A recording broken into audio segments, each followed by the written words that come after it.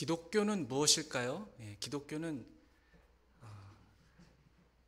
기독교에서 말하는 메시지는 기쁜 소식, 곧 복음입니다. 오늘 설교 제목이 새로움과 기쁨의 복음인데요.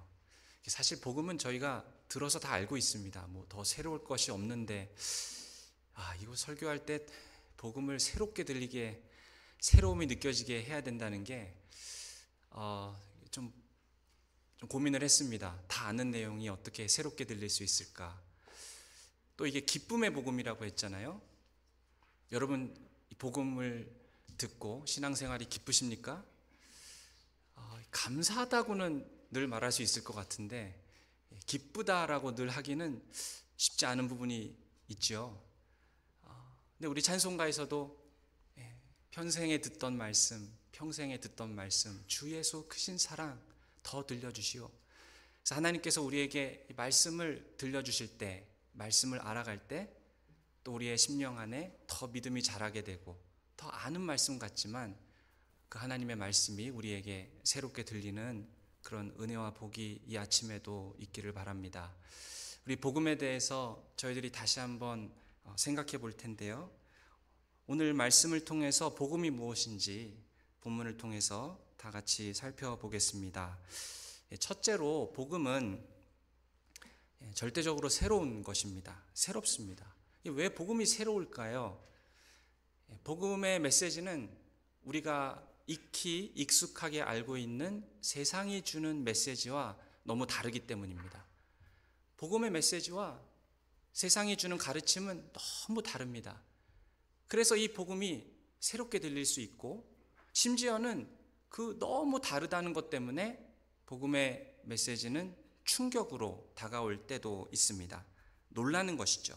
왜냐하면 복음은 새롭기 때문입니다. 오늘 본문에 보시면 세례 요한의 제자들이 금식에 대해서 예수님에게 질문을 합니다. 14절에 보면 그때에 요한의 제자들이 예수께 나와 이르되 우리와 바리새인들은 금식하는데 어찌하여 당신의 제자들은 금식하지 아니하나이까? 세례 요한의 제자들은 금식을 강조했습니다. 종교의 어떤 외적으로 보이는 것들, 이 경건의 어떤 모습들, 행위들 이런 것들을 많이 강조했지요.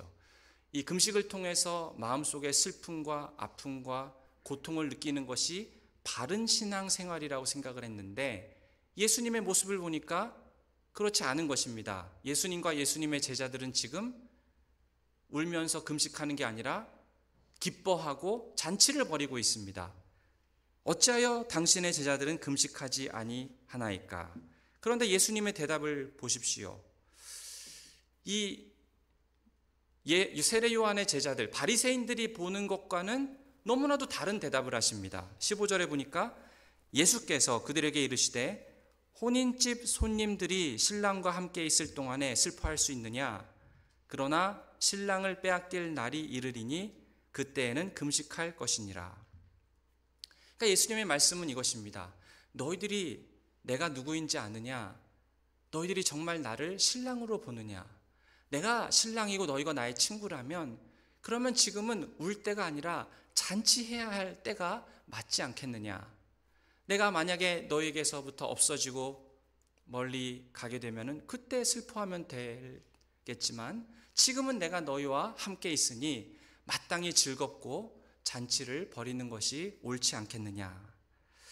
그러니까 예수님께서 하시는 천국 복음, 예수님께서 말씀하시는 신앙생활은 이 요한의 제자들과 바리새인들이 말하는 신앙생활과는 완전히 달랐다라는 것입니다. 그래서 이것이 얼마나 새로운지 16절과 17절에서 비유를 들어서 설명을 해주시는데요. 16절에 보시니까 생배의 조각을 낡은 옷에 붙이는 자가 없나니 이는 기운 것이 그 옷을 당기어 헤어짐이 더하게 되며, 이 생배의 조각은 새로운 천 조각입니다. 낡은 옷은 오래된 옷이죠. 근데 이거를 이 낡은 옷에다가 이렇게 붙이게 되면은 그 옷이 어떻게 될까요? 빨거나 하면은 이 새로운 천 조각이 갑자기 울게 되고 그러면은 옆에 있는 다른 낡은 옷을 찢어버리게 되는, 그래서 사람들은 이 새 조각을 헌 조각에 붙이는 일을 하지 않습니다. 그와 마찬가지로 복음은 새로운 조각, 새롭기 때문에 다른 것과 섞일 수 없습니다. 복음은 세상이 가르쳐주는 그런 메시지와 다르기 때문에 그것과 같이 갈 수 없는 것이죠. 복음 그 자체로 순수한 복음이고, 복음은 세상 사람들이 갖고 있는 그런 어떤 윤리적인 여러 가르침들을 모아다가 거기에 예수님의 이야기를 덧붙여서 그렇게 만들어낸 것이 아닙니다. 복음은 하나님께로부터 기인한 것이고 순수한 말씀이고, 그리고 세상과는 섞일 수 없는 그것 자체로 하나님의 메시지라는 것이죠.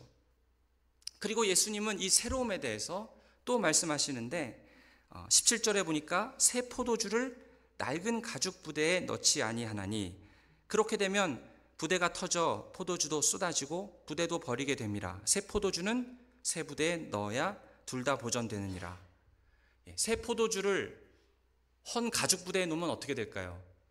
포도주가 들어가서 거기서 발효를 하면 여기서부터 가스가 나와서 부피가 커집니다.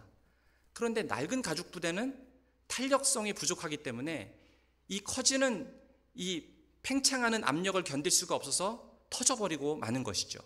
그와 반대로 새 부대는 탄력성이 있기 때문에 안에 있는 포도주가 발효가 되어서 부풀러 올라도 이것을 견딜 수 있을 만큼 터지지 않고 담아낼 수 있는 것이 바로 새 부대입니다.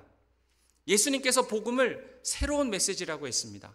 그러면 이 새로운 메시지를 우리가 받아들이려면 낡은 생각으로는 이걸 받아들일 수 없습니다. 내가 기존에 알고 있었던 세상에서 배웠던 그 옛날 생각으로는 이 복음을 절대로 받아들일 수가 없습니다. 내가 예수 그리스도의 복음을 받아들이기 위해서는 내 생각이 바뀌어야 되는 것이고 내 생각이 새로운 부대와 같이 되어야만, 옛날의 사고를 버리고 새로운 사고를 갖고 있어야만 이 복음이 이해가 되고 받아들일 수 있게 되는 것입니다. 그러니까 이 복음의 메시지가 얼마나 새롭다라고 하시는 것입니까? 근데 가만히 잘 들어보십시오. 이 복음에는 세상 사람들과 너무 달라서 세상 사람들이 이 복음의 말씀을 듣다 보면은 복음을 인정하지도 않고 다르다라고 하면서 복음을 미워합니다. 세상과 다르기 때문이죠. 심지어는 이 복음의 말을 전하면 세상 사람들은 충격까지 받습니다. 예를 들면 복음이 예수님에 대해서 뭐라고 가르치고 있습니까? 이 예수님은 하나님의 아들이시고 하나님 자신이십니다. 복음이 단지 예수님을 좋은 선생님들 중에 한 명이고 아주 고귀한 인격을 가진 성인 중에 한 명이다라고 복음이 그렇게 말을 한다면 세상 사람들은 박수를 치면서 환영할 것입니다. 그래서 예수님을 세상의 4대 성인 안에 넣은 사람들도 있지요. 그러나 우리가 알아야 되는 것은 예수님은 그저 성인 정도가 아닙니다. 예수님은 하나님 자신이시고 이 땅에 인간의 몸을 입고 오신 하나님의 본체이십니다. 그분은 구원자이십니다. 그분께서 이 땅에 오셔서 우리를 위해서 돌아가시고 그를 믿는 자들에게 영원한 생명을 주시는 구원자이십니다. 그러니까 이 예수님은 구원자이시고 이분 외에는 천국에 이르는 다른 길은 없다라는 것이죠. 공자가 없어도 유교는 존재할 수 있습니다. 석가모니가 없어도 불교는 존재할 수 있습니다. 마호메트가 없어도 이슬람교는 존재할 수 있습니다. 그런데 예수가 없이는 기독교는 없습니다. 기독교는 그런 어떤 좋은 가르침을 우리가 잘 받아들이고 익히면 구원을 얻게 되는 그런 종교가 아닙니다. 기독교는 예수님 자체가 우리를 구원하신다라는 구원자라는 것이죠. 기독교에서 말하는 어떤 메시지를 잘 답습하고 기독교에서 말하는 어떤 가르침을 잘 따르면 그러면 구원을 얻는 그런 것이 기독교가 아닙니다. 기독교는 예수님이고 예수 그리스도께서 우리를 구원하신다, 그 사실을 믿는 것. 예수님이 없이는 기독교가 성립이 될 수가 없습니다. 그래서 세상 사람들은 기독교를 싫어합니다. 만약 복음이 이렇게 가르친다라고 생각을 해보십시오. 사람들한테 가서 당신은 정말 좋은 사람이네요. 그런데 선생님, 요런 것들, 저런 것들만 조금 고치면 정말 당신은 훌륭한 사람이 되고 정말 아름다운 사람이 될 것 같습니다. 만약에 복음이 이렇게 말을 한다면 세상에 있는 사람들은 복음을 다 좋아할 것입니다. 선생님, 제가 이 세상의 여러 종류의 사람들을 제가 겪어봤지만 정말 선생님은 특별한 분이십니다. 선량한 분이시고 참 고결함이 있으신 분이시네요. 이 세상에 많지는 않지만 선생님같이 그렇게 특별하신 분, 그런 소수를 위해서 예수님께서 이 땅에 오셨습니다. 이제 그분이 그 선택받은 소수를 위해서 이러한 저러한 가르침을 주실 터인데 그것만 잘 따르면 문제 없습니다. 선생님 너무 좋으신 분, 아름다우신 분이 될 거예요. 막 이런 식으로 복음을 전하면 사람들이 그 고결한 소수에 들어가기 위해서 정말 기를 쓰고 기독교에서 가르치는 것이 무엇인지 들으려고 애를 쓰고 노력을 하려고 할 것입니다. 그러나 성경에서 말하는 것은 뭐라고 하고 있습니까? 우리는 모태에서부터 죄 중에 태어났다라고 하는 것이죠. 우리가 태어나면서부터 죄인이었고 그냥 이것저것 몇 개 고쳐가지고 괜찮은 사람이 되는 그런 존재가 아니라는 것이 성경의 가르침입니다. 성경의 가르침은 우리가 완전히 죽고 다시 태어나야만 우리에게는 소망이 있다라고 가르치는 것이죠. 모든 사람이 다 죄인이고 이런 것 저런 것 몇 가지 고쳐서 될 수 있는 그런 존재가 아니라는 것이 성경이 가르치는 그런 메시지입니다. 그것이 복음입니다. 그래서 사람들이 들으면 싫어해요. 저기 1년에 수십만 불, 수백만 불 버는 사람들, 사회적으로 지위가 높은 사람들로부터 시작해서 사회에서 평가도 받을 수 없는 그런 낮은 신분에 있는 사람들이라 할지라도 그 모든 사람들이 다 영적인 면에 있어서는 하나님 앞에서 다 똑같다라고 하는 것이 복음의 메시지입니다. 이 세상 사람들이 생각하는 것과는 너무 다른 것이죠. 아무런 차이가 하나님 앞에서는 없다는 것입니다. 모두가 다 죄 가운데 있는 것이죠. 의인은 없고 하나도 없다라고 복음은 가르치고 있습니다.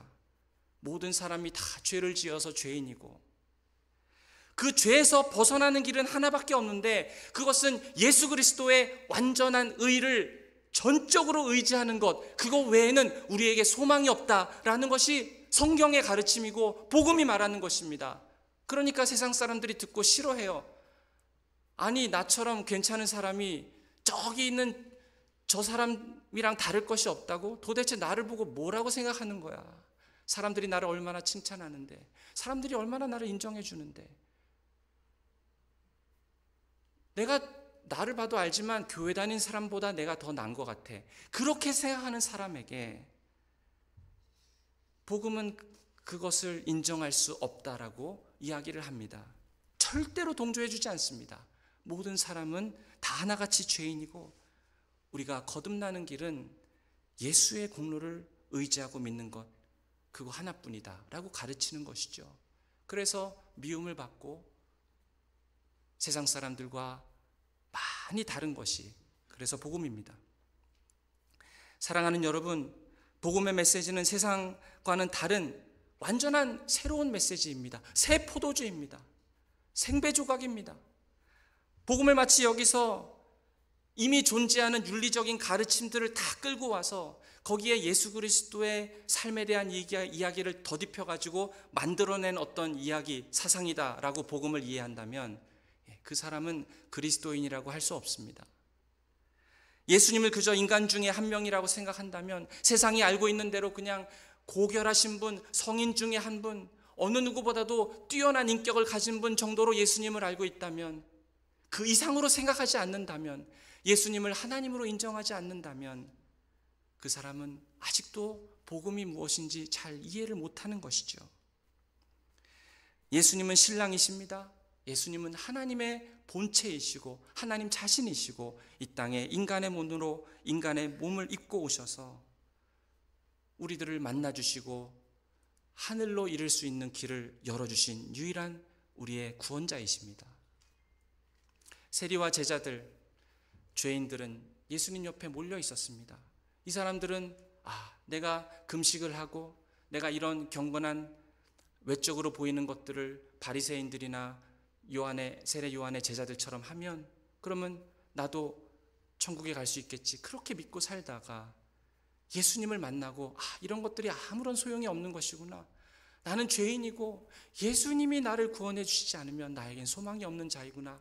그리스도의 완전한 의에 내가 의지하지 않으면 나에겐 소망이 없구나라는 걸 인정하고 그 예수님과 함께 있으니까 그래서 기쁜 것입니다. 그래서 잔치인 것입니다. 그래서 그들은 금식하지 않았어요. 그래서 그들은 애도하지 않습니다. 예수님을 하나님으로 믿었기 때문입니다. 둘째로, 복음은 예수님과의 관계입니다. 15절 말씀을 다시 보시겠습니다. 예수께서 그들에게 이르시되 혼인집 손님들이 신랑과 함께 있을 동안에 슬퍼할 수 있느냐. 이 혼인집 손님들은 누굴까요? 예수님의 그 잔치에 온 죄인들과 바리새인 세리들입니다. 신랑의 친구들과 같다라는 것이죠. 저와 여러분을 그리스도인으로 만드는 것은 무엇입니까? 답은 하나뿐입니다. 우리가 그리스도인이 되는 것은 무엇입니까? 바로 주 예수 그리스도와의 관계입니다. 여러분은 바리새인이나 세례 요한의 제자들처럼 선한 사람이 될 수 있습니다. 금식을 할 수 있습니다. 어떤 눈에 보이는 종교적인 활동을 할 수 있습니다. 정말 노력해서 어떤 누구보다도 선한 그런 사람이 될 수 있습니다. 하지만 이 예수 그리스도와 직접적인 관계가 없다면 여러분은 그리스도인이 아닙니다. 여러분은 선한 사람이 될 수 있습니다. 종교적일 수 있습니다. 원한다면 정말 무엇이든 다 되실 수 있습니다. 하지만 중요한 질문은 이 신랑이신 예수님과의 나 사이의 관계가 무엇이냐는 것이죠. 그것이 구원을 위해서 결정적으로 중요한 것입니다. 사랑하시는 여러분, 예수님은 나에게 전부이십니까? 예수님은 나의 구원자이십니까? 예수님은 알파와 오메가이십니까? 예수님은 나의 신랑이십니까? 예수님의 전적인 의를 우리가 의지하지 않고서는 내가 아무런 소망이 없다는 사실을 우리는 알고 있습니까?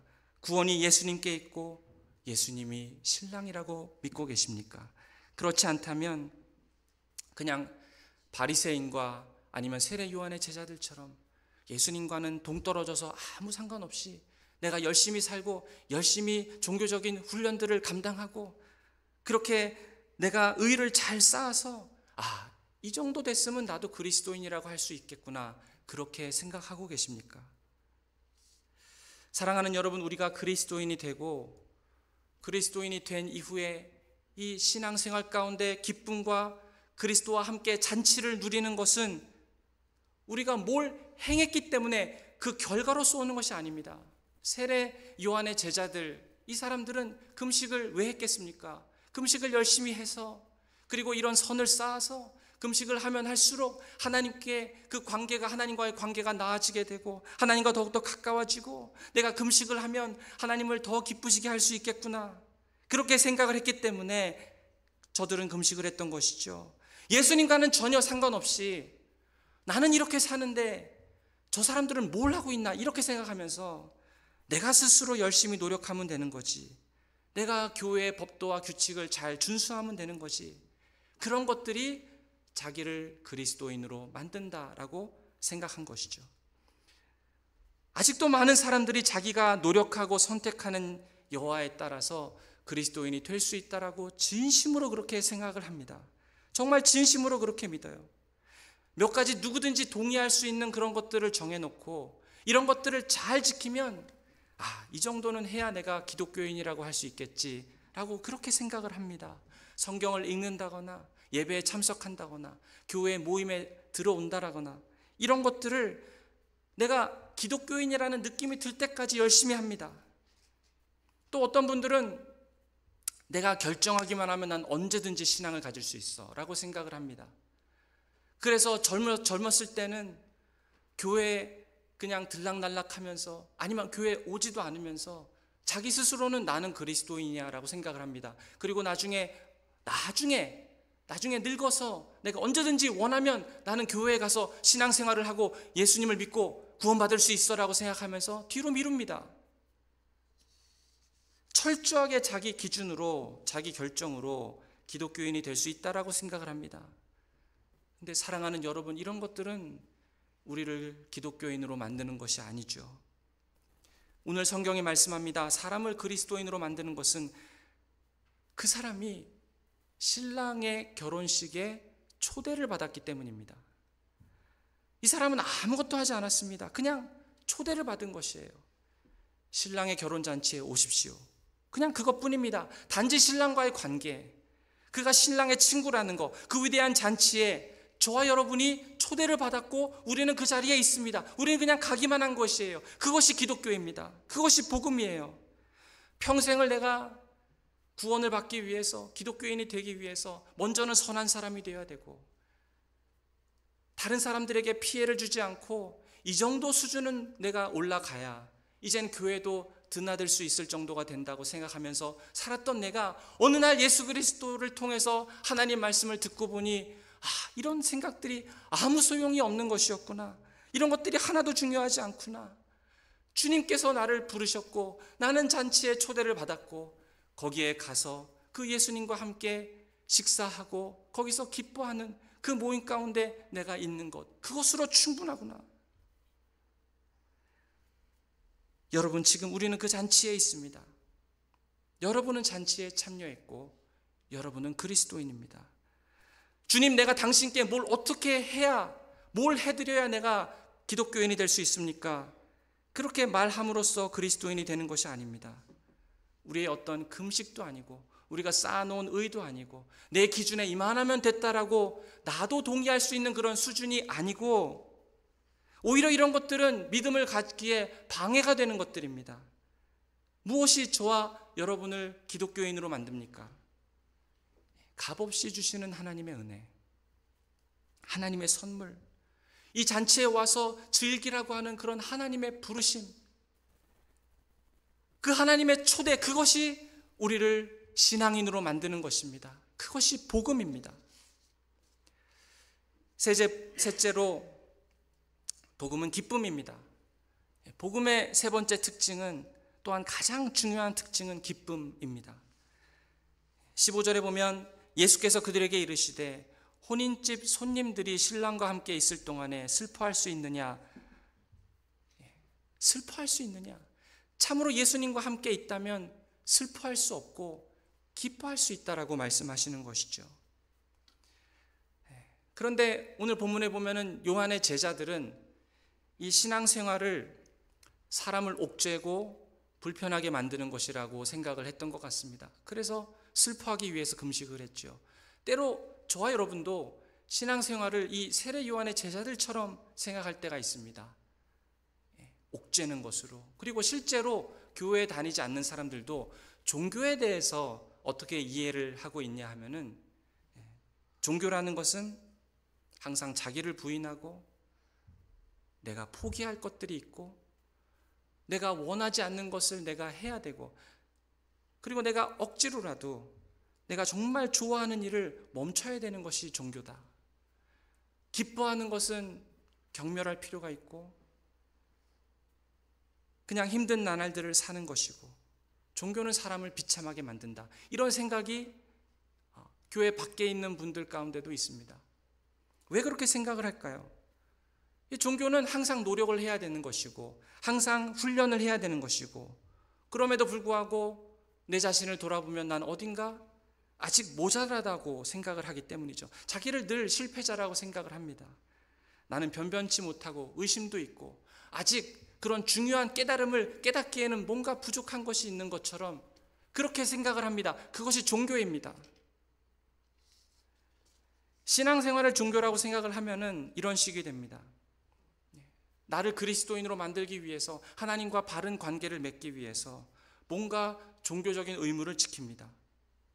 평소에는 이런 신앙과는 상관이 없이 그냥 즐겁게 기쁘게 편하게 웃으면서 살다가도 예배를 드리러 가거나 교회에 가야 되는 상황이 되면은 왠지 마음이 경건해져야 될 것 같고 얼굴이 은혜 받은 표정이 돼야 될 것 같고, 그래서 빨리 와서 교회에서 해야 할 일들 다 마치면 그러면 다시 여기서부터 떠나서 금세 잊어버립니다. 그리고 밖에 나가서 정말 진짜 자기 삶으로 돌아가는 것이죠. 그래서 내가 원하는 것, 내가 하고 싶은 것, 내가 가고 싶은 것을 하면서 많이 행복해합니다. 그것이 종교라는 것입니다. 물론 예배를 드릴 때나 교회에 와서 몇십 분 동안은 진심으로 마음속에 통회하면서 또 진심으로 하나님을 찾으면서 그런 진실된 순간들이 있기도 합니다. 그 진실된 예배와 진실된 신앙심을 위해서 좀 많이 희생하기도 하고 좋은 것들을 버려야 할 때도 있습니다. 하지만 그것이 종교입니다. 정말 진지하게 듣는 것 같지만 금세 돌아서면 다 잊어버리는 것이죠. 하지만 복음에는 기쁨이 있습니다. 왜 그렇습니까? 예수님께서는 잔치에 오니까 기뻐한다라고 하세요. 그 잔치가 대단한 잔치이기 때문에 기쁨이 있다라는 것입니다. 그 잔치의 주인공 예수님께서 하나님이시기 때문에 기뻐하는 것이라는 의미입니다.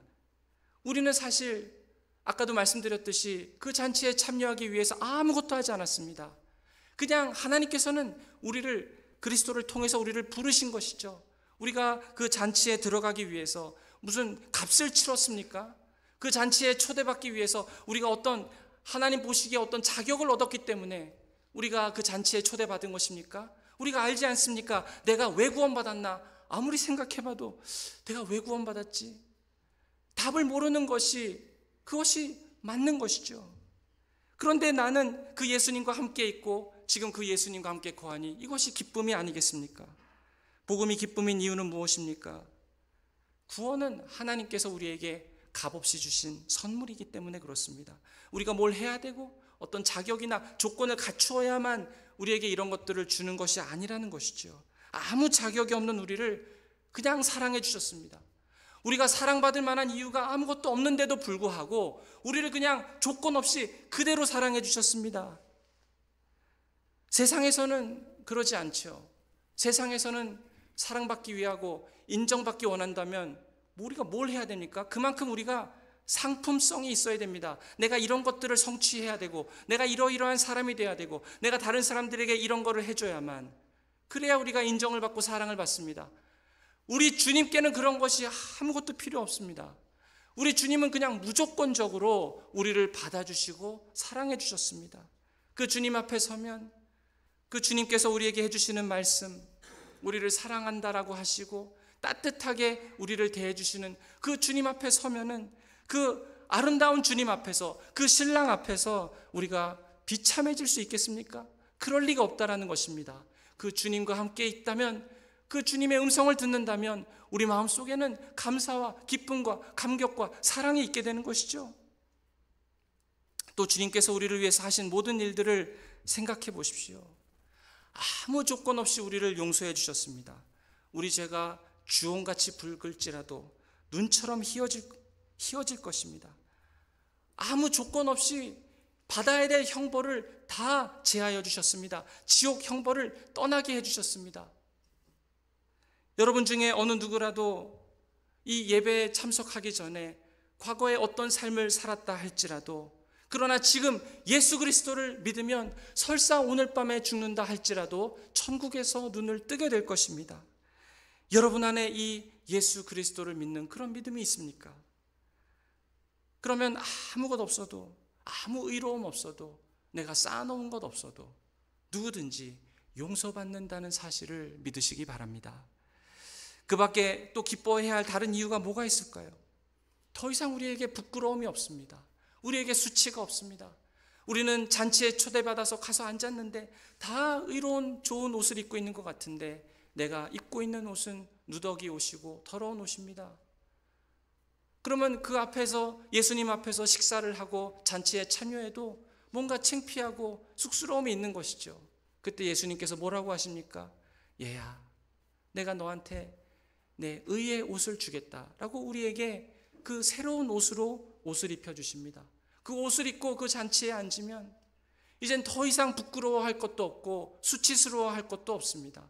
예수님께서 나와 함께 식사하시고 다른 의인들과 함께 그 안에서, 그 예수님 안에서 부끄러움 없이 당당함으로, 담대함으로, 즐거움으로 그렇게 우리는 예수님과 함께 거할 수 있는 것이죠. 우리를 그렇게 친구로 대해주셨을 뿐만 아니라 어떻게 대해주셨습니까? 우리를 자녀 삼아 주셨습니다. 하나님께서는 우리는 하나님의 가족으로 우리를 입양시켜 주셨습니다. 아무것도 우리는 한 것이 없는데 수치심조차도 느끼지 못하게 우리를 위해서 완전한 자기 가족으로 그렇게 우리를 삼아 주신 것이죠. 그 주님을 생각할 때 우리에게 기쁨이 있는 것입니다. 사랑하는 여러분, 여러분은 그리스도 안에서 기쁨이 있으십니까? 하나님의 아들이 나를 사랑하시고 나를 위해서 죽으셨다라는 사실을 깨달으십니까? 그걸 믿으십니까? 여러분의 죄가 용서함 받았다는 사실을 알고 있습니까? 주님을 찬양하십시오. 나는 용서받았습니다, 주님. 나는 주님께 용납되었습니다. 더 이상 정죄함이 없습니다. 더 이상 심판이 없습니다. 온 세상을 창조하시고 모든 것을 다스리시는 우리 하나님께 나아갈 때 거기에는 꺼리낌도 없고 그 안에는 오히려 담대함으로 주님의 보좌에 나갈 수 있게 되었습니다. 부끄러움도 없고 수치도 없습니다. 주님을 예배할 때 거기에는 평강과 기쁨만 있습니다. 이것이 기독교이고 복음입니다. 사랑하는 여러분, 여러분은 이 예수님을 아십니까? 이 신랑을 아십니까? 예수님의 음성을 들었습니까? 여러분은 예수님의 친구 맞습니까? 예수님께서 저와 여러분을 잔치에 초대한 것이 그게 어떤 내가 쌓아놓은 공로나 자격 때문이 아니라 전적으로 주님의 은혜와 사랑과 선하심 때문이다라는 사실을 우리는 알고 있습니까? 초대하시는 주님의 음성을 들으셨습니까? 그리고 나는 그것을 받아들였습니까? 그리고 나는 그리스도 예수 안에서 함께 기뻐하고 있습니까? 주여 날마다 새롭게 하여 주시옵소서. 날마다 기쁘게 하소서. 복음으로 말미암아 참된 기쁨 누리시는 저와 여러분 되시기를 축원드립니다.